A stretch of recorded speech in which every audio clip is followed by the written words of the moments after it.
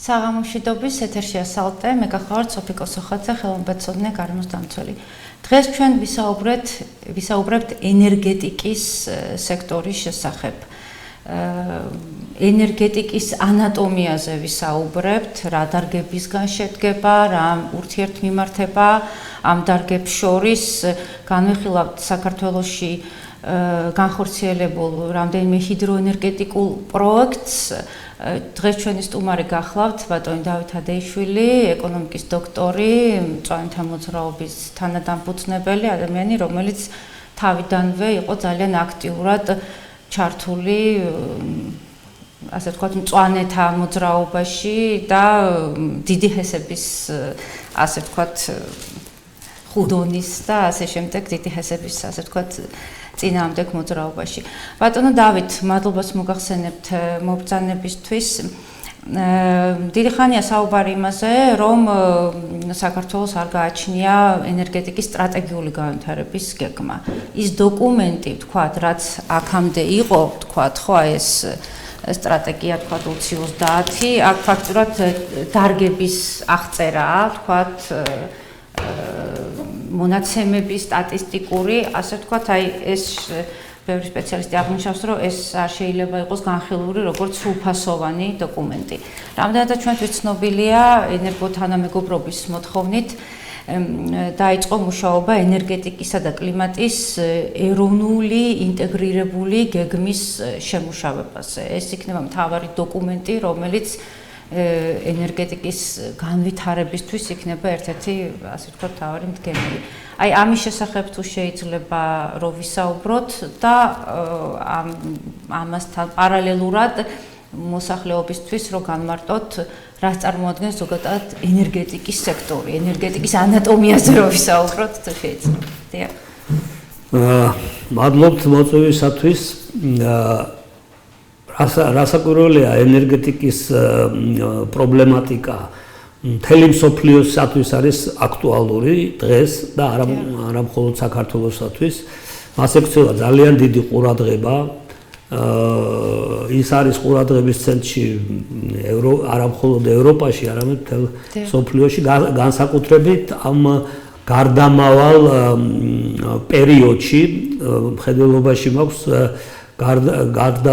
გარდამავალი განახლებადი რესურსების მიმართულებით, რომლებიც არიან შედარებით ეკოლოგიურად უფრო უსაფრთხო, სუფთა, ასე ვთქვათ და ამ მიმართულებით არის სვლა, განსაკუთრებით ეს მნიშვნელოვანია კლიმატური ცვლილებების ფონზე, ამიტომ ეს დიდი ხანია გაცნობიერებული აქვს მსოფლიოს და ამიტომ აქცენტები სწორედ ასე კეთდება. თქვენ სწორად შენიშნეთ, ეხლა მიმდინარეობს სხვადასხვა ქვეყნებში, ევროპის სხვადასხვა ქვეყნებში სწორედ ენერგეტიკისა და კლიმატის ინტეგრირებულ ნაციონალურ გეგმებზე მუშაობა. ბევრმა ქვეყანამ ეს შეიმუშავა, მაგალითად გერმანიამ, რამდენადაც ჩემთვის ცნობილია და უნდა შემუშავებული იყო საქართველოშიც, თუმცა რატომღაც იგვიანებს და ამაზე მიმდინარეობს მუშაობა.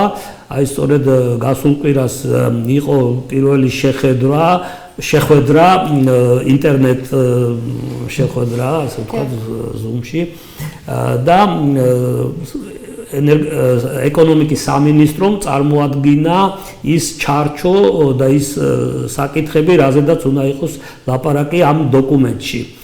ეს გახლავთ ძალიან მნიშვნელოვანი დოკუმენტი, მით უმეტეს, რომ მთავრობა აპირებს მასში ჩართონ არა მხოლოდ ენერგოგაერთიანების ექსპერტები, არამედ ადგილობრივი დაინტერესებული არასამთავრობო ორგანიზაციები და ფართო მოსახლეობაც ასევე. ეს აღნიშნოთ მასში, რომ ესე იგი ენერგოთანამეგობრობის ინიციატივით ხო, ეს არის ენერგოგაერთიანების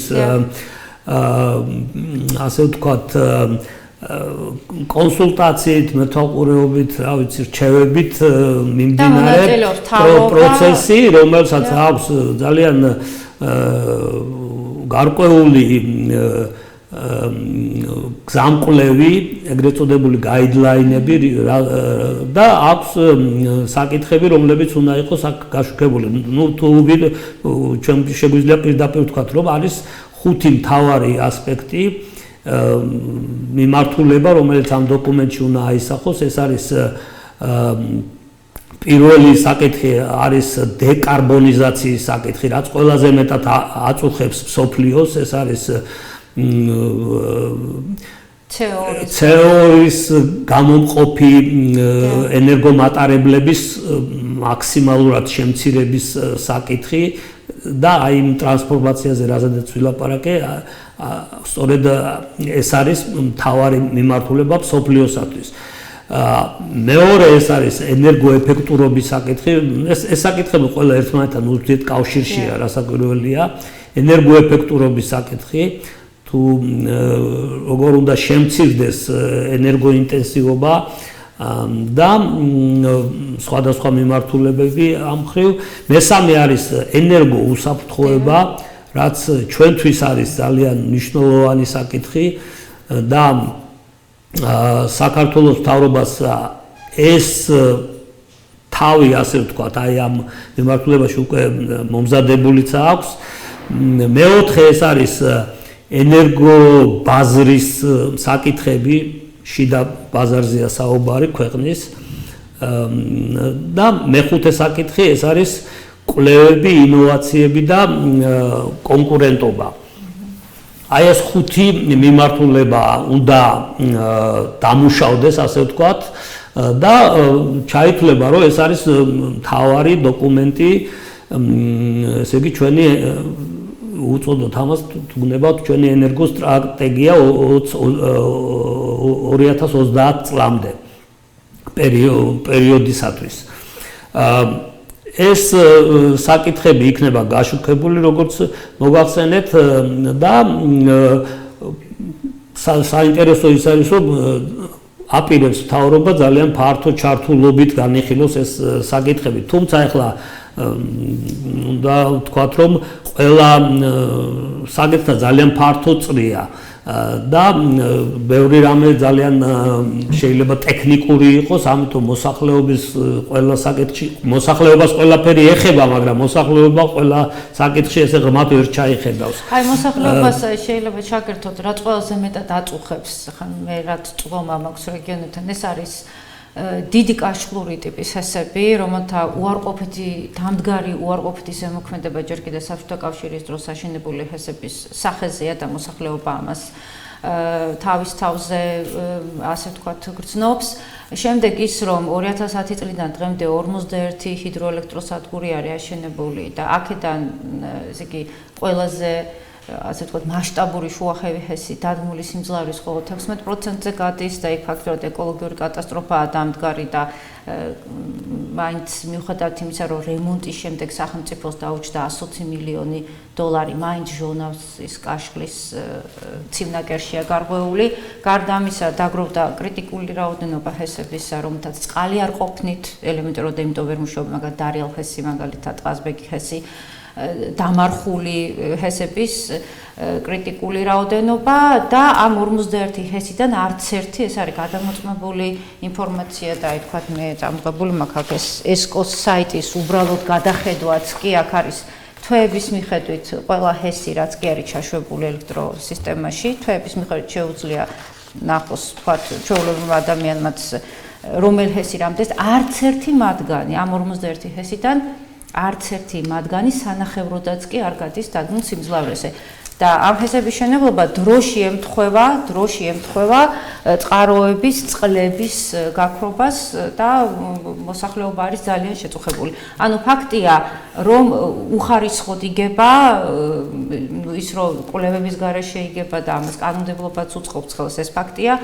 ანუ მოსახლეობა სჭირდება რაღაცა თავდაცვითი მექანიზმების ჩადება, რომ ჰიდროენერგეტიკა იყოს სტრატეგიული გეგმის ნაწილი, ეს არ იყოს მანდ-მაინც ინვესტიციას მიბმული.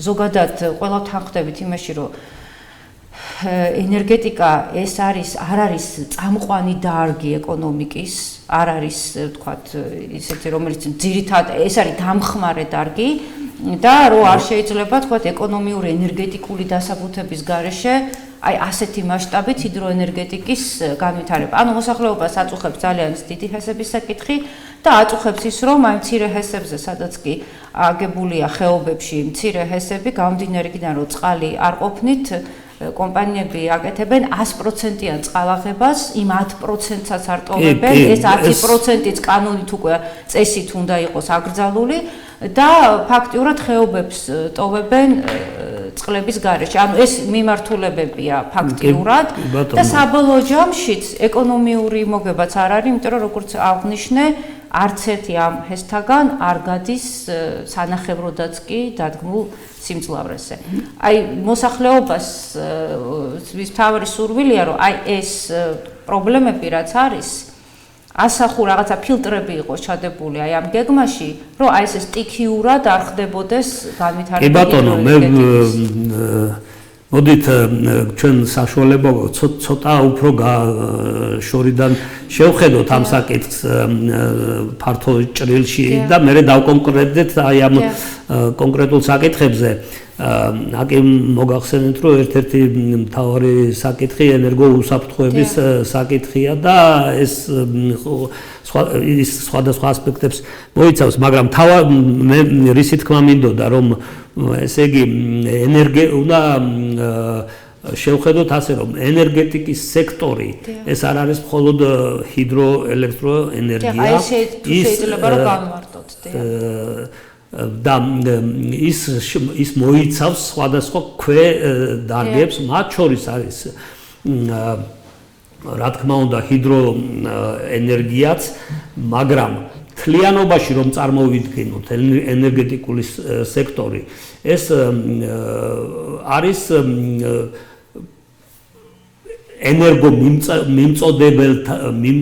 ენერგომატარებელთა მიწოდების მთელი სისტემა, რომელშიდაც დაუშვათ ჰიდროენერგიას 2019 წლის ენერგობალანს თუ განვიხილავთ, აქვს მხოლოდ 15%. აი მაგალითად გაზის მიწოდება არის ამ მთლიან ბალანსში 45%, 26% არის ნავთობი და ნავთობპროდუქტები. შეშა მაგალითად არის 5%. ქარი რაღაც 1%-ზე ნაკლები. ანუ აი ეს მთლიანად უნდა განვიხილოთ ეს სექტორი. რატომ? იმიტომ რომ ისინი არიან ურთიერთდაკავშირებული, ურთიერთშემცვლელები არიან ხშირ შემთხვევაში და ერთის განვითარება იწვევს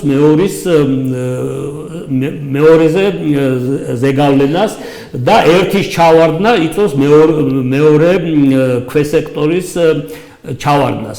ასე მაგალითად თუ ავიღებთ ელექტროენერგიის დაახლოებით 70%-მდე ჰესებით გამომუშავდება, მაგრამ 25% აი ამ ენერგეტიკულ სტრატეგიაში, რომ 78% მოდის წილი ჰესების მიერ გამომუშავებული ელექტროენერგიის. აი თუ შეიძლება ეს რო ახსნათ ესე იგი ტერმინები უნდა დავაზუსტოთ, რაზეა ლაპარაკი. 78 ალბათ აქ ლაპარაკი არის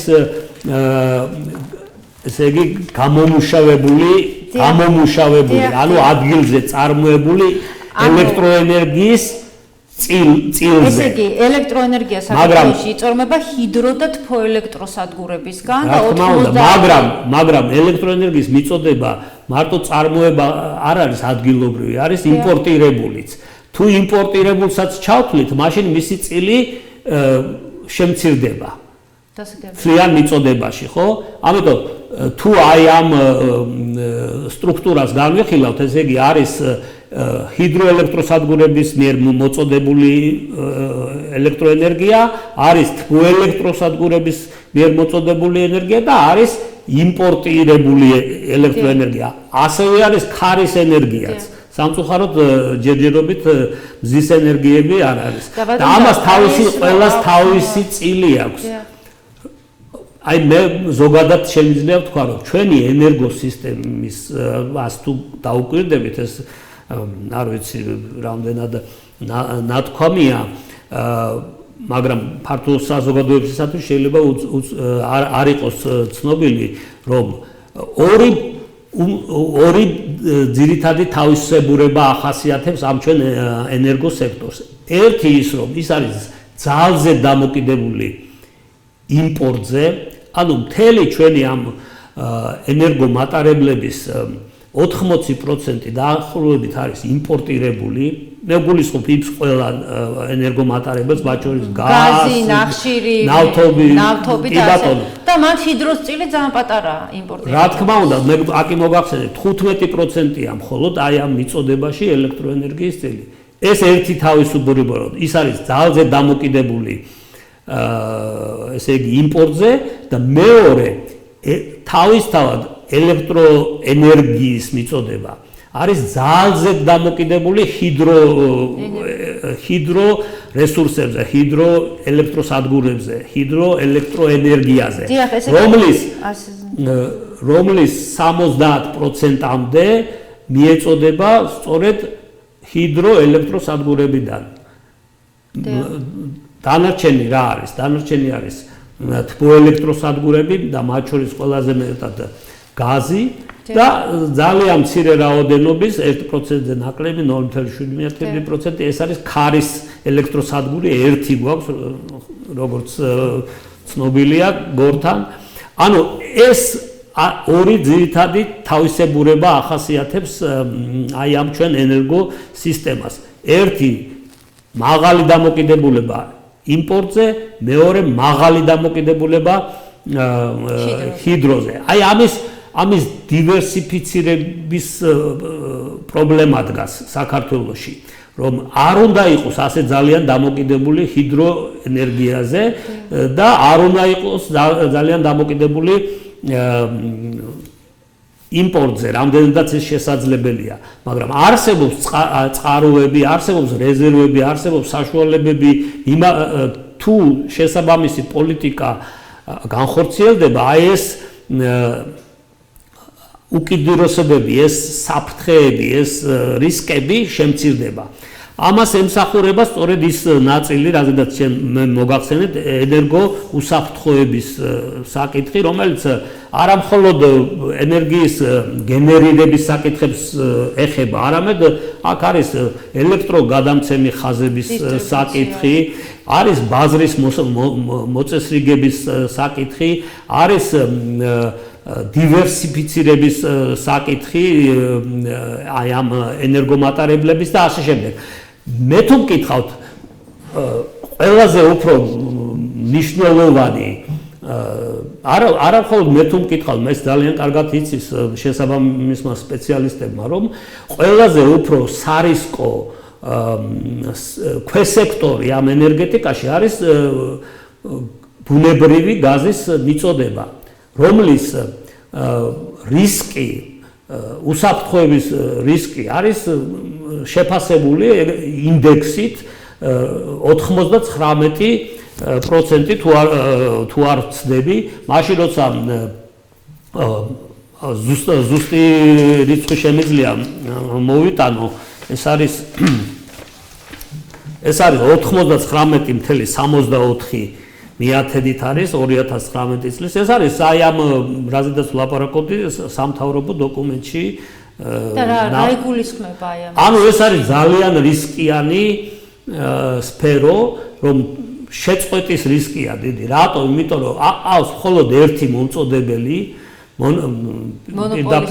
რომელიც მონოპოლისტია, ვიღებთ გაზს მხოლოდ აი ამ მომწოდებლისგან, აზერბაიჯანისგან, ჩვენ არა გვაქვს სხვა წყაროები და არა და ამაზე აუცილებელია მუშაობა და ამ დოკუმენტში არის ამაზე ლაპარაკი, რომ აუცილებელია. ეს არის ზუსტად ამ ენერგოდამოუკიდებლობის და ენერგოუსაფრთხოების ნაწილი. ერთ მონოპოლისტზე ხარ თავიდან ბოლომდე ჩამოყალიბდა. გასაკვირველია, ჩვენ უნდა აუცილებლად ვნახოთ ალტერნატიული მომწოდებლები. ეს შეიძლება იყოს როგორც ამ დოკუმენტში აღნიშნული თურქეთიდან, თურქმენეთიდან, აღმოსავლეთ ევროპიდანაც და ასე შემდეგ. ეს საკითხი არის აუცილებლად გამოსასწორებელი. იმიტომ რომ უახლოეს პერიოდში ჩვენ ვერ ავწდებით განსაკუთრებით საბაზისო ელექტროენერგიის გამომუშავებას ბუნებრივი გაზისგან. ეხლა როგორც მოგახსენეთ დაახლოებით 25% ჩვენი ელექტრომიწოდების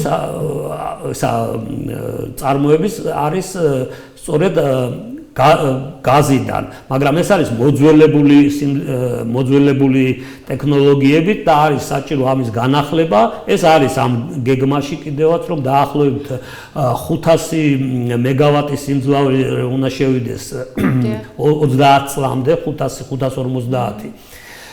და ამას ჭირდება ძალიან სერიოზული ესე იგი ძალისხმევა, რომ ეს გარდაბნის თბოელექტროსადგური ხო უფრო თანამედროვე ის არის. კი ბატონო, ეს ახალია, მაგრამ ეს არ არის საკმარისი. საჭირო არის და კიდე 4-ის აშენებას აპირებენ. ნუ პერსპექტივაში კი, მაგრამ ანუ ეს არის გაზტურბინიანი, რომელსაც ნახევრად ფიქსირების შესაძლებლობა აქვს და შეიძლება მძედაქარი მიერთოს. ანუ მარეგულირებელი ფუნქციაც აქვს აი ამ თბოსადგურებს. კი ბატონო, ეს არის ეგრეთ წოდებული საბაზისო ელექტროსადგურები, რომლებიც ზამთრის პერიოდში რა თქმა უნდა და წყალი ყოველთვის ამის შემცვლელი ვერ იქნება. ამიტომ ძალიან აქტუალურია ასევე გაზის შესანახი რეზერვუარის მშენებლობა, რომელიც ჭიანურდება გაურკვეველი მიზეზების გამო ჩვენი მხრიდან, ალბათ აქვს თავისი მიზეზები, მაგრამ ეს დღის წესრიგში ასევე დგას და ამ რეზერვუარის გაკეთება არის აუცილებელი, რომ რამდენადაც მეც ეკოლოგიურად მისაღები ვარიანტია, ხო ეს გაზტურბინიანი თბოელექტროსადგური. რასაკვირველია, ეხლა ჩვენი ქვეყნისთვის ეს დეკარბონიზაციის საკითხი არც თუ ისე აქტუალური არ არის. პატარა მასშტაბი აქვს ეხლა დიდ ქვეყნებთან შედარებით ეს არაფერი არ არის და ჩვენთვის ეს აუცილებელი არის, რომ ჩვენ გაზის ენერგია გამოვიყენოთ გარდასაქმნელად. აი მაინც კარგად რო ახსნათ ელექტროენერგიის იმპორტი ამ მიქსში ხო ენერგეტიკული სექტორის მიჩი სადაც არის გაზი, ნავთობი, ქვანახშირი და ჰიდრო, ხო? ნუ ზედაქარი. ანუ ენერგეტიკულ ამ მიქსში მისი რა ქვია იმპორტი, მისი რა ქვია ჰიდროს ელექტროენერგიის, ხო? არის რამდენადაც თქვი 15%. არა, ეგრე არ მithქვავს. ამ ესე იგი ენერგო მიწოდებაში ელექტროენერგიის წილი თლიანად არის 15%. აი თუ შეიძლება ეს რო განსაზღვრონ თლიანად არის 15%. მათ შორის იმპორტირებული აი ამ თლიანობაში არის სადღაც 3%. 3%. მაგრამ თუ ცალკე ავიღებთ ელექტროენერგიას, მაშინ ის გამოდის სადღაც 2019 წელს იყო 13%. მხოლოდ იმპორტი. ანუ სხვა სექტორებთან სხვა სექტორებსო დავანებოთ თავი. პროცენტია, ხო, იმიტომ რომ ხო, რა თქმა უნდა. ის 80% იქ მთლიანად არის იმპორტირებული, როგორც 100% გაზი. ანუ გაზი, ის რა ქვია, ნავთობპროდუქტები არის 100% იმპორტირებული და აქ არის მხოლოდ 15%. არა, 15% მთლიანად არის ელექტროენერგია. მაგრამ იმპორტირებული ელექტროენერგიაში არის 13%, მაშინ როდესაც ექსპორტიც გვაქვს. ანუ წმინდა იმპორტი არის მხოლოდ 10%. ასე იყო 2019 წელს. და თვითონ აი ეს რომლის ძირითადი ნაწილი იყო იმპორტირებული აზერბაიჯანიდან ასევე და არა რუსეთიდან, როგორც ხშირად და ამის საპირწონეთ ის რომ ანუ ეს იმპორტი აი თლიანად ჩვენი იმპორტი რო წარმოვიდგინოთ, საქართველოს იმპორტი 2019 წელს ელექტროენერგიის წილი არის 1%-ზე ნაკლები. 1%-ზე ნაკლები.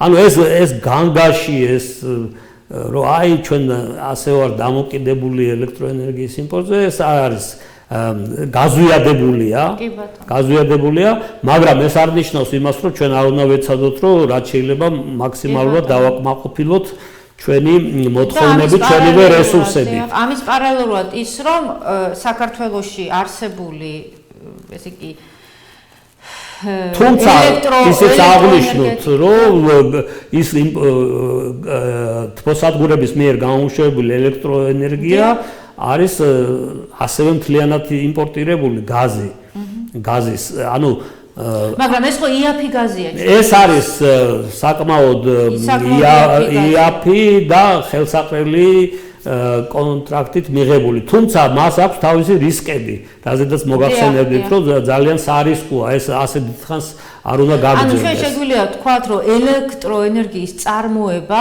საქართველოში ხდება საკუთარი რესურსების ხარჯად, თბოელექტროსადგურებისა და ჰიდროელექტროსადგურების მიერ. ძირითადად ესე იგი ყველაზე თვითკმარი ანუ კიდევ ერთხელ გავიმეორებ, რომ ნათელი იყოს ელექტროენერგიას, რასაც მოვიხმართ, ჩვენი რესურსები 10%-ის გამოკლებით. არის ჩვენი, ეს 10%, ანუ ჩვენ ექსპორტსაც ვაკეთებთ, ხო?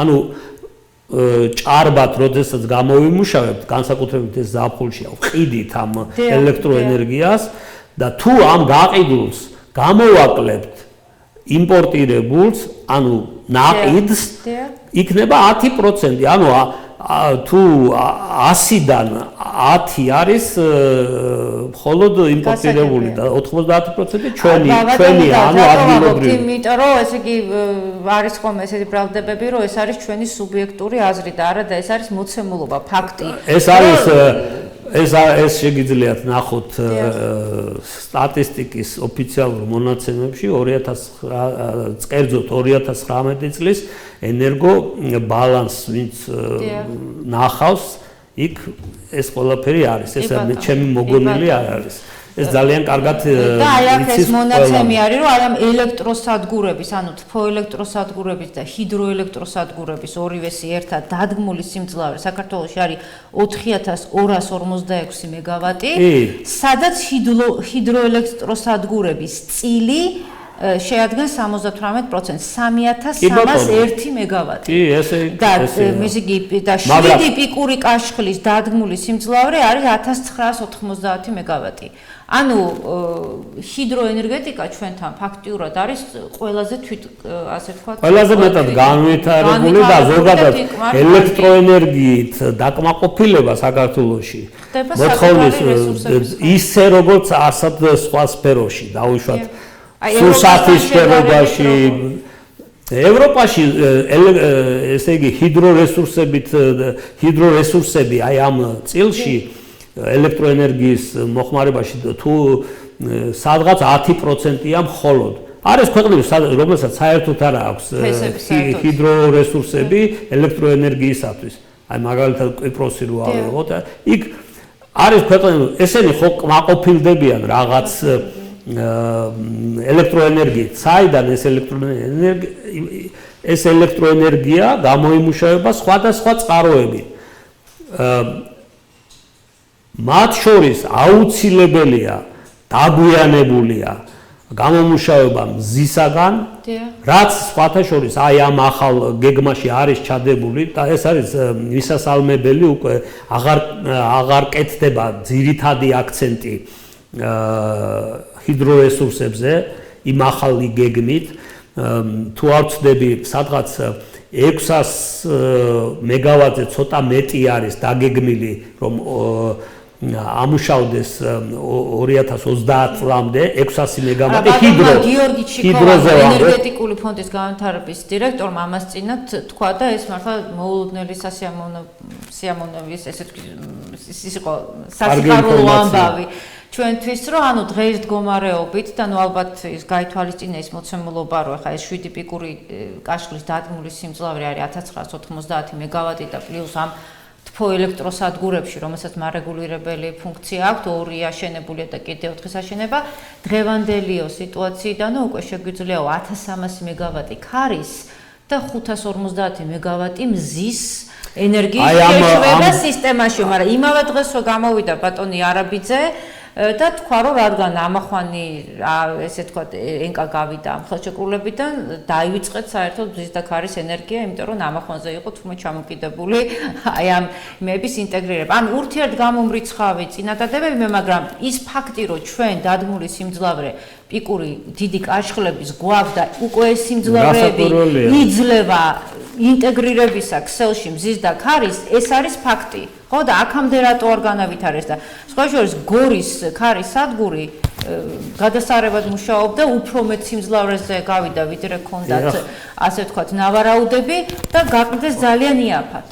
გაყიდეს ძალიან იაფად და თუ საუბრობთ ახლა ენერგოდამოუკიდებლობაზე, ენერგოუსაფრთხოებაზე, რა თქმა უნდა, სასურველია რომ გენერაციის ობიექტები იყოს სახელმწიფოს ხელში და დისტრიბუციას ახორციელებდნენ სხვადასხვა კომპანიები და რატო გაყიდეს ეს ქარის სადგური თან ძალიან იაფად, ამას სხვა შორის ბექანაცვლიშვილიც ძალიან ესე იგი აპროტესტებდა და ჩხუბობდა და ცოტა ისეთი საკითხია იდეოლოგიური საკითხი და თავის პლუს მინუსები აქვს, მაგრამ მე შემიძლია გითხრათ, რომ აი ამ ენერგოუსაფრთხოების დოკუმენტში არის ესეთი რამე, პირდაპირ წავიკითხავ, რომ 2030 წლამდე იგეგმება 667 მეგავატის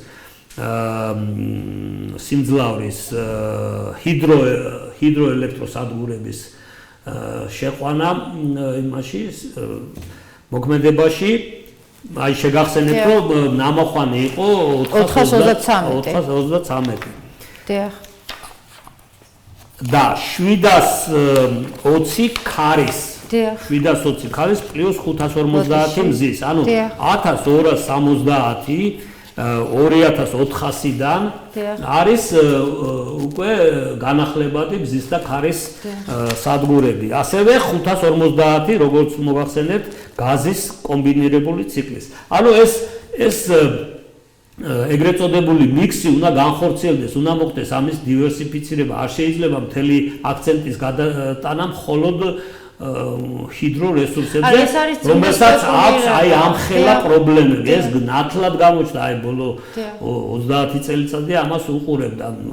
არა მხოლოდ საქართველოში იყო ეს პრობლემური, არამედ მსოფლიოში და ეხლა არავინ არ აკეთებს აქცენტს ჰიდრორესურსებზე. ეს პრაქტიკულად ამოწურულია.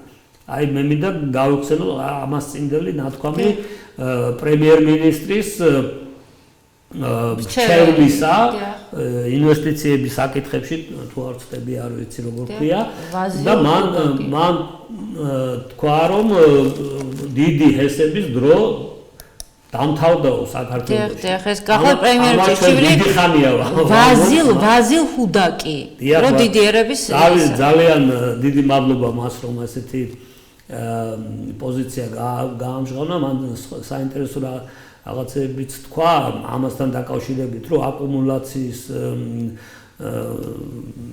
შესაძლებლობები არსებობს და ეს მიმართულება უნდა განვითარდეს საქართველოში. ეს ძალიან საინტერესო იდეა არის და თუ ეს დამუშავდება და განვითარდება, იქნება ძალიან კარგი. მით უმეტეს რომ აი ამ დოკუმენტში მაგალითად არის როგორც გითხარით ის მეხუთე საკითხი ინოვაციების, კვლევების და კონკურენციის საკითხი, სადაც უნდა ალბათ ჩაიდება ეს მიმართულებები.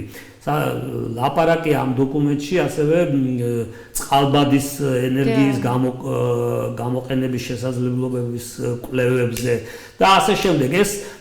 ეს სხვადასხვა საშუალებები აუცილებლად არის ასამუშავებელი და ჩვენი ენერგო სისტემა, ასე ვთქვათ, გახდება უფრო საიმედო, უფრო სანდო და მდგრადი.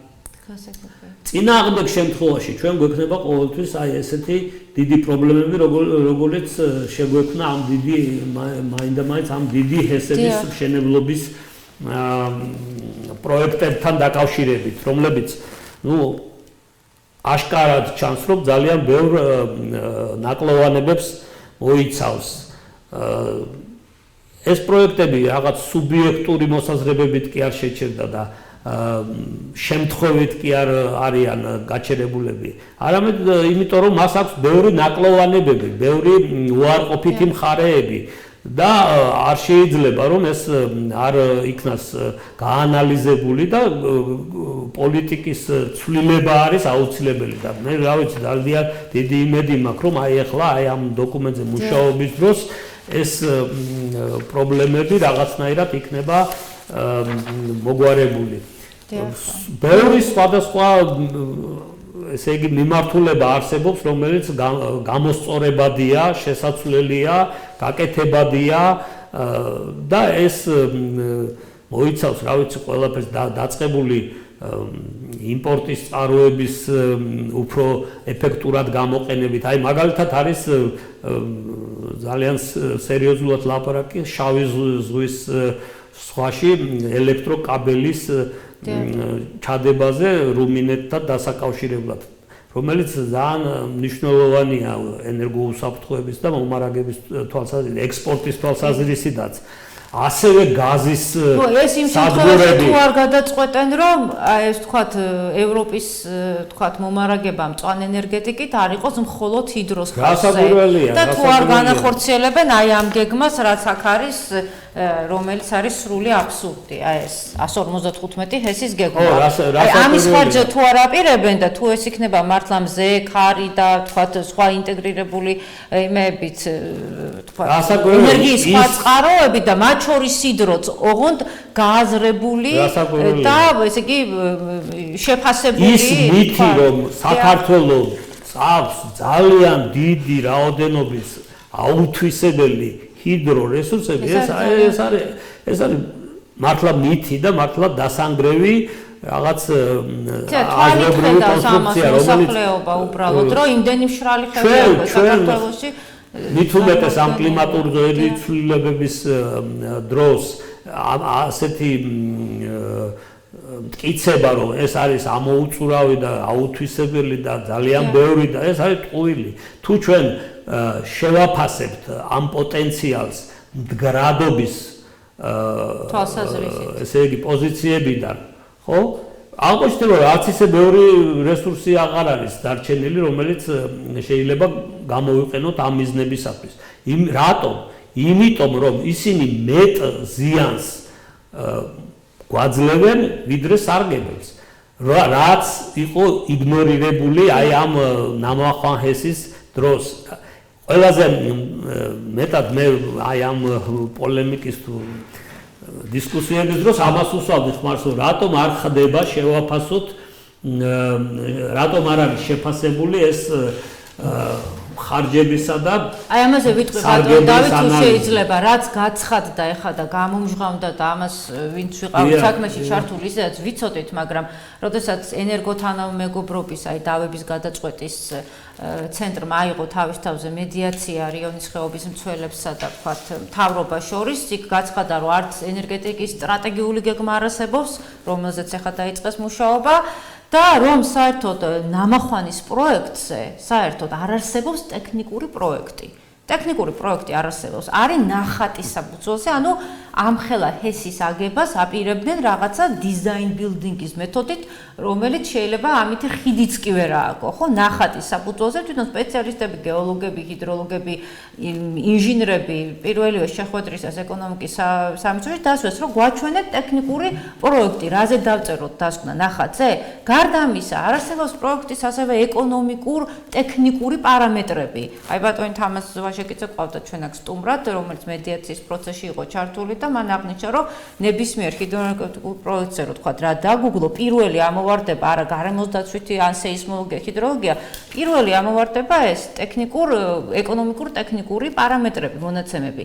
ანუ ფაქტიურად არაფერი არ ქონდათ, იმ ყბადაღებულ კვლევებზე რომ არაფერი არ ვისაუბროთ. ანუ თავიდან ბოლომდე ეს იყო ძალიან ცუდი პროექტი, არასრული პროექტი და ესე იგი მართლა როგორც თქვენ აღნიშნეთ, ეს ვიღაცის სუბიექტური ახიერება არ იყო, რომ ეს პროექტი გაჩერდა და ბატონო, და რაც თუ უფრო დავკონკრეტებით შეიძლება ითქვას, რომ მთელი დარღვევებით კეთდებოდა ეს, რომელიც ბევრს აღარ ვილაპარაკეთ, რომელიც აღმოჩნდა თანდათან ისევ როგორც ეკონომისტი გავამახვილებ ყურადღებას ამ ნაწილზე, რასაც ქვია დანახარჯების და სარგებლის ანალიზი, რომელიც მხოლოდ ჩვენი ახირება კი არ არის. კანონმდებლობით, კერძოდ გარემოსდაცვითი შეფასების კოდექსის 100 მუხლით არის მოთხოვნილი. ესეც მე-10 პუნქტი ზემუხლის თანახმად. კი ბატონო. აი რომელიც 2017 წელს არის კანონი ძალაში შესული და ასევე ფინანსთა სამინისტროს დასვა, რომელიც არ იყო. ხო, ეგ რა იგულისხმება? აქ იგულისხმება კონკრეტულად აი საქართველოს მთავრობის ნომერი 426 დადგენილება, ეს არის 2018 წლის 17 აგვისტოს გამოშვებული საჯარო და კერძო თანამშრომლობის პროექტის შემუშავებისა და განხორციელების წესის შესახებ. აი ამ დადგენილების აბსოლუტური უგულებელყოფა იქნა, რომელიც ითვალისწინებდა, რომ თუ ეს არის კერძო და სახელმწიფო თანამშრომლობის პროექტი, ეგრეთ წოდებული PPP-ს ეძახიან ამას, Public Private Partnership-ი. აი ამ დადგენილების მეოთხე პუნქტის თანახმად ენერგეტიკულ სექტორში, კონკრეტულად ენერგეტიკულ სექტორში 100 მეგავატზე მეტი სიმძლავრის პროექტებში აუცილებელია, რომ ტექნიკურ-ეკონომიკური კვლევა უნდა მომზადეს დამოუკიდებელი ხარის მიერ, ანუ დამოუკიდებელი ექსპერტის მიერ და მეათე მუხლში პირდაპირ ნათქვამია, რომ პროექტის ხარჯსარგებლიანობის ანალიზი და სოციალურ-ეკოლოგიური ზემოქმედების შეფასება უნდა მოხდეს. ეს უნდა მოხდეს რაოდენობრივად გაკეთებული ბატონ დავით. არც ერთ ჰიდროენერგეტიკულ პროექტზე ეს cost benefit analysis არც ერთზე არ გაკეთებული. ვიცით. ხო და აი ახლა რო ჩაიდო ეს და რო არ გაკეთებულა, ეს ახლა გამჟღავნდა და ბოლოს ოფიციალურად დაადასტურა ფინანსთა სამინისტრომ, რომ ეს არ გაკეთებულა. ესე იგი მაგრამ ახლა ანუ უნდა მომხდარიყო შეფასება, აი რას ვიღეს მონეტარულად, ესე იგი ფულადი სახით აქ პირდაპირ არის ნათქვამი, ახლა აღარ ჩაუღრმავდე, რომ ფულადი სახით უნდა დაასაბუთონ, რომ ესე იგი გაწეული ხარჯები ნაკლებია და ბევრად ნაკლებია, სხვა ალტერნატიული პროექტებიც უნდა შემუშავდეს აქ. ეს ძალიან კარგი დადგენილებაა სხვათა შორის, უნდა აღემატებოდეს მისგან მიღებულ შემოსავლებს და ამ ხარჯებში უნდა იყოს გათვალისწინებული არასრულად მხოლოდ მონეტარული ხარჯები და ხარჯები მშენებლობაზე, მაგალითად, არამედ ის რაც ზიანი მიადგა, განსაკუთრებით შეუქცევადი ზიანი რაც მიადგა ბუნებას, ეს უნდა შეფასდეს ესე იგი მონეტარულად ფულში, ანუ და ის უნდა დაემატოს იმ ხარჯებს, რაც თვალნათი ფინანსურად დაიხარჯა, ეს უნდა ამან უნდა ესე იგი სარგებელმა უნდა შეადგინოს ბევრად მეტი, ვიდრე აი ეს ხარჯებია. აი ეს რა თქმა უნდა არ გაკეთებულა, ეს დაირღვა, მთლიანად იგნორირებული იქნა ეს დადგენილება, რომელიც იმართლება, რომ კანონიო უფრო გვიან იყო მიღებული, ვიდრე ეს ხელშეკრულება დაიდო, მაგრამ როგორ შეიძლება ამხელა რაც ასევე აბსურდი, იმიტომ რომ 2019 წელს სულ არ ყოფილიყო კანონი, მაინც უნდა გაკეთებულიყო, ესაც ამ ასეთ პროექტს აკეთებ, მით უმეტეს რომ ეს 18 წელშია უკვე დადგენილება მიღებული. აქვე დავუმატეთ, რომ უკვე ეს მეთოდოლოგიაც კი ითვლება მოძველებულად, როდესაც შენ მონეტარულად აფასებ რაღაც ხარჯებს და ზიანებს. ეს ძველ მიდგომად ითვლება. ახლებული მიდგომით აქ შემოდის ღირებულებითი საკითხები. ყველაფერს ფულში ვერ გადაიყვან. განსაკუთრებით ეხლა ისეთ საკითხებს, როგორც სტრატეგიული მნიშვნელობის არის. ამიტომ დემოკრატიული საზოგადოებისათვის მიდის და ღირებულებითი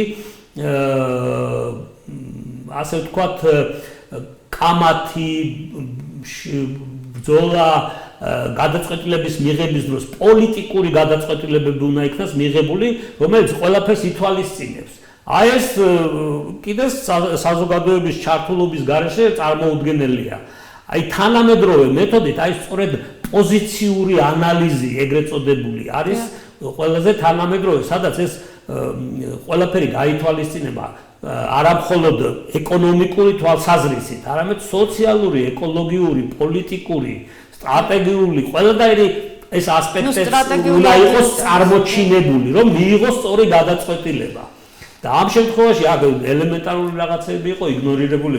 აღარაფერს ვამბობ სულთა ფიზიკურ და ტექნიკურ საკითხებზე, რასაც ხშირად იყო ლაპარაკი ამ ზონაზე, როგორც სეისმურად არამყარზე და ასე შემდეგ, მეწყერ საშიში ზონა არის და ასე შემდეგ. ბევრი რამე ძალიან ზედაპირზე იდო, რომ ეს პროექტი იყო ამიტომაც იყო ეჭვები, რომ იქ რაღაცა სხვა მიზნები იყო. დიახ, და გარდა ამისა ხელშეკრულება როგორც არის დადებული და რა ფორმითაც არის შედგენილი, ფაქტიურად გაწყვიტა ენკამ თქვა ხელშეკრულებიდან გავიდა, მაგრამ ქონება მას რჩება.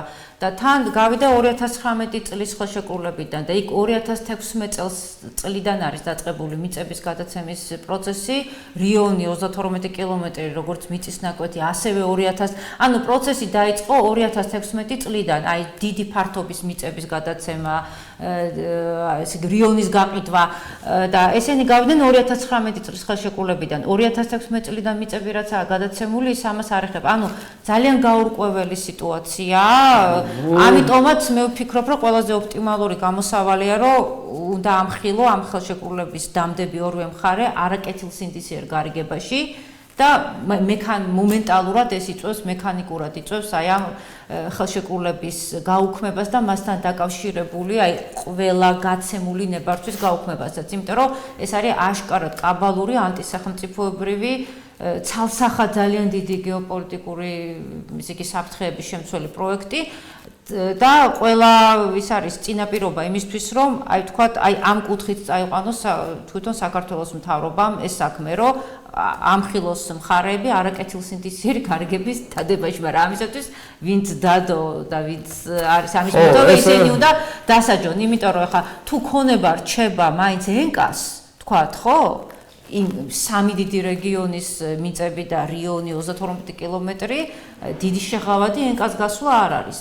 და თან ასევე დგას საკითხი, რომ შეიძლება ენკა გავიდა, მაგრამ შემოიყვანო სხვა კომპანია, ისე როგორც ჰუდონია ჰაერში გამოკიდებული ტრანსელექტრიკი გავიდა, მაგრამ არის თქვათ ინფორმაცია, რომ ეძებენ სხვა კომპანიას. ანუ აი ზუსტად მოსახლეობის მოთხოვნა აი ამ პროცესისგან, ეხლა თქვენ რაზეც საუბრობდით, რომ ენერგეტიკის და კლიმატის ეროვნული ხო ენერგეტიკის და კლიმატის ინტეგრირებული ეროვნული გეგმა. ხო რომ აი ამაში ჩაიდოს მექანიზმები, რომ აი ასეთი ხელშეკრულების დადება კანონმდებლობის დონეზე იყოს შეუძლებელი. იმიტომ დგანან ახლა იქ რიონის ხეობაში, რიონის ხეობის ცვლილები, იმიტომ დგანან, რომ ისინი ითხოვენ სისტემურ ცვლილებებს, არა მარტო ის, რომ თქვა დენკა გავიდა, სისტემურ ცვლილებას ითხოვენ, რომელიც მთელი საქართველოს მასშტაბით უნდა განხორციელდეს და რაღაცა ფილტრები, შემაკავებელი ბარიერები, რომ მოსახლეობას ყოველ პროექტზე არ მოუხდეს ესე ყინვაში, ქარსა და წვიმაში. ბატონო, გეთანხმებით და მე დარწმუნებული ვარ, რომ აი უკვე არსებული კანონმდებლობა რაც არის, თუ ის დაიქნება დაცული, ეს თითქმის გარანტირებულად იძლევა, რომ ეს დიდი პროექტები ვერ განხორციელდება. თუ ამას პატიოსნად პროფესიულად და კეთილსინდისიერად მიუდგებით. აღმოჩნდება, რომ ყველა ეს პროექტი არის ასე ვთქვათ, ნაკლები სარგებლობის. ანუ ეკონომიურად და ენერგეტიკულად წამგებიანი პროექტებია, ბატონო დავით. აი ვიდრე ახლა ეს ხელშეკრულება გასაჯაროვდებოდა. ჩვენ ხო ვიცოდით, მართლა დემოკრატიული პრინციპებით გავიღებთ ის ღირებულებითი ის ფასეულებები იქნა გათვალისწინებული გადაწყვეტილების მიღებისას მე დარწმუნებული ვარ, რომ ყველა ეს პროექტი დაწუნებული იქნება. აკითხვა ამ მეტად გამოცდილმა ექსპერტმა, ფინანსისტმა, სხვათა შორის, რომ ეს დრო წავიდა, ეს ეპოქა წასულია და რატომ უნდა ეხლა ეს ისევ გავაცოცხლოთ ეს დინოზავრები საქართველოში.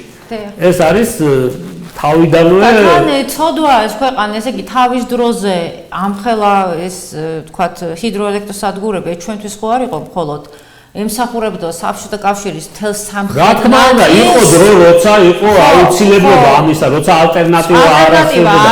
ეხლა 1000 რამე არსებობს დაწყებული შეფრული ტექნოლოგიები და იმიტომ რომ ეს ახალო ჰაბი ანუ როგორ შეიძლება ვთქვათ, აი ზუსტად ღირებულებით ფაქტორზე რო საუბრობთ, უნიკალური ეკოსისტემები, უნიკალური ძეგლები თუ ჩვენ ჩავძიროთ ისედაც მცირე მიწიან საქართველოში, ვთქვათ, ხო? და ესე იგი ჰიდროენერგეტიკა გამოვაცხადოთ, ესე იგი თვითმიზნად, რომ ესე იგი ეკონომიკისგან დამოუკიდებლად, ესე იგი თვითმიზნური ჰაბად გარდაქმნა, რომ მე ეს გაყიდო და ამისგან ესე იგი სხვა რაღაცა განვითარება. აი ძალიან კარგი მაგალითია, რომ ჩვენ გვაქვს აი 5%-იანი ზრდა 2013 წლიდან ელექტროენერგიის მოხმარების. რა ძალიან მაღალია. როდესაც ეკონომიკური ზრდა 5% იყო, 5%-ისა რომც ყოფილიყო, მაინც ძალიან დიდია. აი მთელ ამ რეგიონში ეს მსოფლიო ბანკის შეფასება არის, საქართველო იყო ერთ-ერთი ყველაზე სწრაფად მზარდი მოხმარების თვალსაზრისით ელექტროენერგიის. სად მიდიოდა ეს ელექტროენერგია? მიდიოდა ისეთ დარგებში, რომლებიც მთლიანად ეკონომიკისათვის არ იყო სასარგებლო. ეს რბილად ვამბობ ახლა, ეს არის ეს ბიტკოინების რა თქმა უნდა, კრიპტოვალუტის მაინინგი, რომელიც დღემდე არის პრობლემა, იწვევს ესე იგი ძალიან დიდ მოხმარებას, თანაც მერყევია ეს მოხმარება. კრიპტოვალუტის ფასი ხან იწევს, ხან დაბლამიდის და შესაბამისად მოხმარება. აი BBC-ს 2019 წლის დიდი რეპორტაჟი მიუძღვა ამ თემაზე. ამბავია. მერე ჩვენ გვაქვს კიდე პრობლემა ამ უსაფრთხოებაზე როცა ვლაპარაკობ, მთელი ელექტროენერგია, ეხლა მოხმარებაზე არ გვილაპარაკია ჩვენ. სად მოიხმარება ეს ელექტროენერგია, ხო? აი მოსახლეობა რამდენს მოიხმარს ელექტროენერგიის იცით? მხოლოდ 20%-ს. და ამდენივეს მოიხმარს თითქმის, 17% იყო 19 წელს ისა აფხაზეთი. ხო, ეს უკვე პოლიტიკური. ხო, იმიტომ რომ ეს კონტროლი არ აქვს. ანუ ეს რეზერვები არსებობს. რეზერვები არსებობს. მაინინგმა გადაგვარჩინაო, თვითონ აღიარებენ ამას, იმიტომ რომ აფხაზეთი დღევანდელი იმით სამჯერ მეც ელექტროენერგიას მოიხმარს აფხაზეთი ვიდრე თბილისი. არა და აფხაზეთის მთელი მოსახლეობა არის 250,000 არც.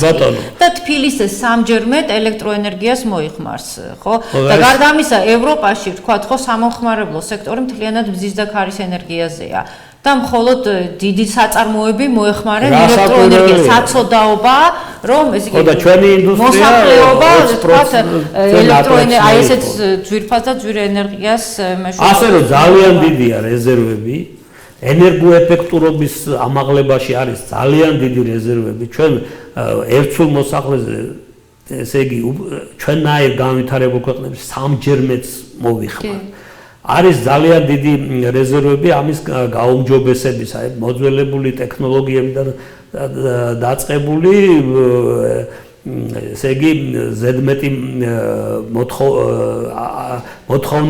მოთხოვნილების მართვით დამთავრებული. მართო თქვენ ერთხელ თქვით, რომ ესე იგი რასაც გამოვიმუშავებთ ელექტროენერგიას ნახევარს ჰაერში ვაბნებთ და ნახევარი კიდე გზაში იკარგებაო. ანუ გადამცემი ხაზების პრობლემა. ეხლა იგი ცოტა გაუმჯობესდა ბევრად, თუმცა გადამცემი ხაზები კიდე ცალკე საკითხია. ანუ არ მოხდება ელექტროენერგიის გადამცემი ხაზების აი ამ კი, ძალიან მაღალი იყო ეს კარგვა, ეხლა შემცირებულია, თითქმის ნორმაზეა დასული, მაგრამ ასეთი რეზერვები არის უამრავი და დაწყებული ბაზრის დემონოპოლიზაციით, რეგულირების გაუმჯობესებით, გაციფრულებით, ის მეზობლებთან უკეთესი კავშირების დამყარებით, ესეც პრობლემა არის, შეუთავსებლობა არის ზოგჯერ ტექნიკური უბრალოდ და ამ ხაზებს ჭირდება ესე იგი გაუმჯობესება ამ კავშირებს და ასე შემდეგ დიდი რეზერვები ეს ყველაფერი ძალიან კარგად აქვს ჩვენ სპეციალისტებსაც გააზრებული მხოლოდ საქმე იმაშია რომ უნდა მოხდეს სწორი აქცენტების გაკეთება პოლიტიკური სწორი აქცენტების გაკეთება თორე პრობლემატიკა და გადაჭრის გზებიც სპეციალისტებისთვის არის ნაცნობი ცნობილი და თავარი არის ახლა პოლიტიკური ნება რომ ეს წავიდეს იმ მიმართულებებით რაც არის მისაღები საზოგადოებისთვისაც და ეკონომიკისთვისაც ასევე დიდი იმედი მაქვს რომ აი ეს აქცენტები დაისმება ამ ახლად შექმნილ სტრატეგიულ გეგმაში. დიახ, საინტერესო. მოკლედ აი ისევ მინდა ხაზი გაუსვათ დაუბრუნდეთ იმ საკითხს ენერგოუსაფრთხოების შესახებ, ენერგოდამოუკიდებლობის და ენერგოუსაფრთხოების ფაქტიურად აი ამით ხდებოდა სპეკულაცია, როდესაც უნდათ გამართლება ნამახვან ჰესის პროექტის. და ესე იგი როგორ შეიძლება შენ ენერგო დამოუკიდებლობას აცხადებდეს შენს პოლიტიკურ პრიორიტეტად და გქონდეს გათვლა მხოლოდ ჰიდროენერგეტიკაზე თქვათ და ენერგეტიკის სხვა სექტორებს საერთოდ არ ითვალისწინებ, იმიტომ რომ იქ ფაქტიურად 100%-ით ხდება იმპორტირება, ხო? ანუ ეს რო იყო სპეკულაციის თემა, თქვათ, ხო, საქმეში ჩახედული ადამიანებისთვის ეს იყო სრულად გასაგებია. ემოციებზე გარდა ამისა, ენერგოუსაფრთხოება როგორ შეიძლება ეს ალბათ ასე ვთქვათ ქვეტექსტი ამის ის იყო, რომ ენერგოუსაფრთხოება, ენერგოდამოუკიდებლობა ქვეყნის პოლიტიკური დამოუკიდებლობის აი კონტექსტის ნაწილია. და როგორ შეიძლება ვთქვათ, მხოლოდ ეს იყოს, ვთქვათ, ინტერესის საგანი, ვთქვათ, სახელმწიფოს მხრიდან, პოლიტელიტის მხრიდან, მაშინ, როდესაც ისეთი უნიშნელოვანი სექტორი, როგორიც არის სოფლის მეურნეობა, 85%-ით არის დამოკიდებული თქვათ იმპორტზე, ხო? ანუ აი ეს დამოუკიდებლობის საკითხი, თქვათ, ეკონომიური დამოუკიდებლობის საკითხი, ხო? არც ერთ სხვა სექტორში არ არის გათვალისწინებული ოდნავადაც კი. თავიდან ბოლომდე აი მოხმარების რეჟიმში გადასული სახელმწიფო ვართ. თავიდან ბოლომდე და მარტო, ესე იგი, ენერგოდამოუკიდებლობა თან ჰიდროს ნაწილში. მე ერთხელ თქვი, მაშინ გამოაცხადე, რომ ჩვენი პრიორიტეტი არის ჰიდროენერგოდამოუკიდებლობა, ხო? და სხვა შემადგენელი მთავარი მიმართულებები, ისე იგი სახელმწიფოსი, თქვათ, ხო, ეს არ აინტერესებს, სრულად იგნორირებულია. აი, აქაც ჩანს, რომ ეს იყო თავიდან ბოლომდე სპეკულაციის. გასაკვირველია, ესე იგი, ენერგეტიკაც არ არის მხოლოდ ეკონომიკის ერთ-ერთი დარგია და როცა სხვა დარგებს მიექცება მეტი ყურადღება ეს პირველ რიგში მაქვს მრეწველობა მხედველობაში იგივე სოფლის მეურნეობა ოღონდ სამრეწველო რელსებზე რა თქმა უნდა სხვანაირად დადგება საკითხი. აი ჩვენ მაგალითად ვახდენდით იგივე ღირებულების ქათმის ხორცის იმპორტს 2019 წელს. რამდენსაც ელექტროენერგიის იმპორტი. ხო, ამაზეც თქვენ რომ ესეც ბოდვა არისო სხვადასხვა. რატო ბოდვა, როცა სტატისტიკურად ეს არის ჩაიხედო იმპორტის მონაცემებში ღირებულები თვალსაზრისით ერთი და იგივეა. თუ შენ არ გექნება საიმპორტოდ სოფლის მეურნეობის ესა თუ ის პროექტი, რატო არ შეიძლება რომ ეს ვიყიდოთ? თუ ახლა ტრულ გარემოცვაში ისეთი მილიარდი სოფლის მეურნეობის პროდუქტს ვიყენ და აი აქ ადგილობრივი დარგები მიზანმიმართულად ჩაძირეს, როგორც ახორცის წარმოება, რძის წარმოება, იმიტომ რომ თქვათ რაღაც ლობისტური ჯგუფებისთვის იმპორტირება უფრო მისაღებია. ეს არის აი ნამდვილად დამღუპველი პოლიტიკა ქვეყნის და ამ ფონზე, როდესაც ჩინოვნიკი აცხადებს, რომ აი ენერგოდამოუკიდებლობა ის მომხრე თუ არა ხარ, ამის ესე იგი მოღალატე ხარ ქვეყნის, ეს მართლა ეხა თვალებში ნაცრი შეღრა და სხვათა შორის ეს ამ დისკუსიებმა, ამ გაშიფრებმა გამოიღეს ნაყოფი, მინდა გითხრათ, რომ აი ახალ ამ დოკუმენტში ენერგოუსაფრთხოების მხოლოდ ერთხელ არის მე მგონი ნახსენები იქ თანაც არის 2030 წლისთვის უნდა მივაღწიოთ ოპტიმალურ ენერგოდამოუკიდებლობას ელექტროენერგიაში რასაკვირველია. იმიტომ რომ დღევანდელ ეს ძალიან პირობითი ცნებაა, ხო, როდესაც იმპორტი აი 79%-დან თითქმის 80-დან უნდა შემცირდეს 73-მდე.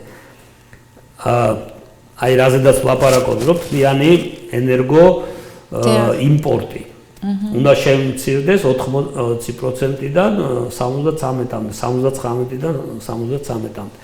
აი ეს არის მითითებული. ანუ აქცენტი ამაზე იმდენად აღარ კეთდება. თუმცა ეს რამდენადაც შესაძლებელია, ეს უნდა ბატონო, დავიცით რა მაინტერესებს, როცა დაიწყო მედიაციის პროცესი რიონის ხეობის ცველებსა და მთავრობას შორის ენერგოთანამეგობრობის, ასე ვთქვათ, შუამდგომლობით, ჩვენ ყველას გვქონდა იმის იმედი, რომ საქმეში ჩართავდნენ ეგრეთ წოდებულ Dutch Committees, ანუ ჰოლანდიის გარემოზე ზემოქმედების შეფასების კომისიას, რომელიც არის მსოფლიოში ყველაზე უფრო მაღალი რეპუტაციის მქონე, მაღალკვალიფიციური და დამოუკიდებელი ასე ვთქვათ კომისია და ძალიან დიდი იმედგაცრუება იყო აი ჩვენი მაგალითად ეს ნეიტრალური საზოგადოების რომ ვერ მოხერხდა ამ კომისიის ჩართვა თავრობის მხრიდან აი ამ ძალიან დიდი წინააღმდეგობის გამო და სამწუხაროდ ვერც ენერგო თანამეგობრობამ ესე იგი მოახდინა ზემოქმედება თავრობაზე მათი დიდი სურვილიც იყო მაგრამ ეს არ მოხერხდა აი თქვენ ხო არა გაქვთ ინფორმაცია რა სამწუხაროდ არგუმენტი ქონდათ ამის წინააღმდეგ და რატო არ მოხდა ჩართვა ამ კომისიაში მე სხვადასხვა არა მაქვს ამაზე ინფორმაცია და ეს პროცესი მედიაციისაც არც თუ ისე გამჭვირვალედ მიმდინარეობდა დიდი ინფორმაცია არ ქონდა ჩვენ მაგრამ ენერგო თანამეგობრობის ჩართულობა უკვე ძალიან მე მგონი დიდი როლი ითამაშა თავარ საკითხში რასაც ჩვენ მოვველოდით მათგან თავარ საკითხში სამწუხაროდ მოიკოჭლეს ანუ თავი მათმა ავტორიტეტმა არ გაჭრა ჩვენს თავრობაზე ასე ვთქვათ მათი დიდი სურვილი იყო რომ ამ კომისიას ასე ვთქვათ რევიზია გაეკეთებინა აი ამ დოკუმენტაციის და ესე იგი ესეთი ტექნიკური დავალების შეიმუშავეს მის ტექნიკური დავალება მედიაციის ოფიციალური პოზიცია მე ვერ ვნახე რომ სადმე ანგარიში ყოფილიყო სად რომ დადებულიყო აი ეს რა ფენომენთა ჰქონდა საქმე ამ მედიაციამ რა გამოამჟღავნა რა დასკვნები გააკეთეს ეს დოკუმენტი არ არსებობს სამწუხაროდ ამ მედიცინაში ხა ენკა თავიდანვე ჩართული არ იყო შემდეგ რიონის ხეობის მოძრაობა 19 სექტემბერს ოფიციალურად გავიდა ამ პროცესიდან მათ თავიანთი არგუმენტები ჰქონდათ ამისთვის და ერთი შუალედური დოკუმენტიც კი სამწუხაროდ ვერ დადეს აი ფაქტურად შედეგი არ ქონია ენერგო გაერთიანების საიტზე მე ვეძებ ვერ აი ფაქტურად და როგორც ჩანს გადაწყვეტი საკითხი იყო ამ დაჯკომისიის ჩართვა და ვერ შეთანხმდნენ ამაზე ეს იყო ფუნდამენტური საკითხი და ძალიან დასანანია ო ნახოთ კიდე მე მგონი დაიდება რაღაც დოკუმენტი ალბათ აწი ან გამომჟღავნდება რაღაც და იმედია მე მაგრამ ზოგადად შეიძლება ითქვას რომ მედიაციები არ უნდა გჭირდებოდეს ჩვენ უნდა ვახერხებდეთ ჩვენი ძალებით მოსახლეობასთან ამ დემოკრატიული პროცესის ბატონო დავით რა შეიცით საქმე იმდენად გამწვავებულია საკითხი რომ ფაქტია რომ მიდის უკვე აი პიროვნულ დონეზე დაპირისპირება პიროვნულ და ერთმანეთის მიმართ რაღაცა ესეთი მართლა სრულად აბსურდული ბრალდებების წამოყენება ეს თავრობის მიერ ასე ვთქვათ დაქირავებული აი ამ შავი პიარის მას ჩვენ ყველანი თვალს ვაგებთ და აი პიროვნულ დონეზე იმიტომ რომ უკვე კომიმდენად დაპირისპირებული მხარეები არის რომ აი კომუნიკაციის პრობლემაც იყო და ამიტომაც თქვენ შესახებაც ეს ამაზე არ არის ისა ვთქვათ გასამახვილებელი ყურადღება მე იმეც ახლა პირველი შეხვედრა აი ამ დოკუმენტის შემუშავებასთან დაკავშირებით აი ზუმით პირველი გაცნობიტი შეხვედრა შედგა რიონის ხეობის მოსახლეობა რიონის ხეობის მცველები ჩართულები იყვნენ სხვა რეგიონებიდანაც არის ძალიან დიდი სურვილი პირადად მე მიკავშირდებიან და ძალიან დიდი სურვილია ამ პროცესში ჩართვის მე ვერ წარმომედგენია რეგიონებიდან მოსახლეობის გარეშე რანაირად უნდა მოხდეს ამ დოკუმენტზე მსჯელობა და მივმართავ მთავრობას რომ ძალიან გთხოვთ უზრუნველყავით რეგიონებიდან მოსახლეობის ჩართულობა ამ პროცესში მე პირადად თქვენ სამსახურში ვარ კოორდინაციას უწევ ამ ადამიანებს და შემიძლია კი ბატონო ახლა ეს უშუალო ჩართულობა მთლიან ნათ ყველა საკითხში ჩემის აზრით ცოტა არა ტექნიკურ საქმე არა მთავარი მდგენელები აი ღირებულები მათი წარმომადგენლები ის ხალხი რომელსაც ისინი ენდობიან და არიან ასეთი ადამიანები ისინი უნდა იყვნენ აუცილებლად ჩართული ამ პროცესში აი ღირებულებითი შეფასების ნაწილში ფასეულ აი მთავარი მდგენელების მთავარი სტრატეგიული ხედვების შემუშავებაში რა თქმა უნდა რაც არის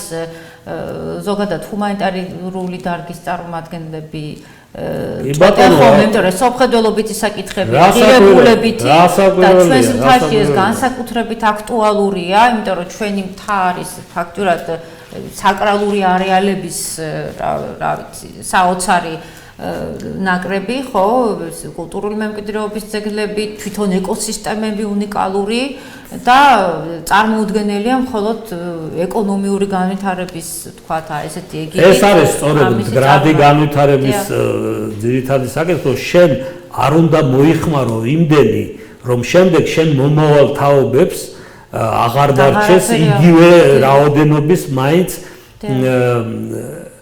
ჩვენ არ გვაპატიებს მომავალი თაობა იმას, რომ გავანადგუროთ ის, რაც მათაც ეკუთვნის. ეს არის სწორედ ის მდგრადი განვითარების მიდგომები და სუბტა პრაგმატული გონიურული გადაწყვეტილებებიც კი არ მიიღება ახლა აი რაზედაც ლაბარაკობდით იმ ხარჯსარგებლებს თუ გავაანალიზებთ ამაზე, აღმოჩნდება, რომ ჩვენ ზარალიან პროექტებს ვაკეთებთ საბოლოო. ანუ ნამახოზე ეს ცალსახა ჩანს, რომ ეს არის ან მოგებაში, ანუ სარგებელში რჩება მხოლოდ ერთი მუჭა ადამიანებისა და დანარჩენი საზოგადოება არის იგნორირებული. მით უმეტეს თუ პერსპექტიული თვალსაზრისით შევხედავთ, ჩვენ დღეს ამ გადადგმული ნაბიჯით ესე იგი ვუჭრით მომავალს და სხვა ალტერნატიული განვითარების საშუალებებს პოპთ.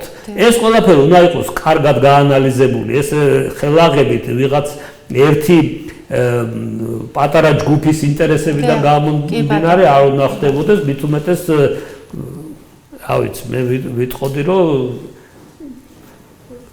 შეიძლება ეს სულაც არ იყოს ჩვენს ინტერესებში თუ მაგალითად კიდე ეს საერთაშორისო ტრანსნაციონალური კორპორაციები არიან და უცხო ასე ვთქვათ კაპიტალი არის რომლის მოქმედების თვისებები ძალიან კარგად არის შესწავლილი და მე ახალ რამეს არ ვამბობ. ანუ ეს მისი კოლონიური დამოკიდებულებები, როცა იგნორირებულია ადგილობრივი ინტერესები, როცა ექსპლუატაცია ხდება როგორც ბუნებრივი რესურსების, ისე ხალხის და ასე შემდეგ. ნუ ეს კარგად გაანალიზებული კლასიკა არის უკვე და ამაზე ის რასაც ნეოკოლონიალიზმს და ველოკაპიტალიზმს უწოდებთ. რა თქმა უნდა, რომლებიც შედიან იმაში, რა ქვია, ალიანსში, თანამშრომლობაში, კოლაბორაციაში, ადგილობრივ დაინტერესებულ პირებთან ასე ვიტყოდი. და ეს შეიძლება ითქვას, რომ რაღაცა ეროვნულობასთან არა, ეს არის საერთო ეს არის საერთო სტრუქტურები, დიახ. საერთო ინტერესი არ არის, ეს არის კორპორაციული დავარქვათ ამას ინტერესი, უფრო ნუღა გავაწვავებთ და უფრო პოლიტიკურ განცხადებებს ნუ გავაკეთებთ. კი ბატონო, უღრმესი მადლობა ბატონო დავით მობრძანებისთვის, საინტერესო ანალიზისთვის, თქვენ არაერთხელ იქნებით კიდევ ჩვენი სტუდიის სტუმარი. მადლობთ. მადლობა.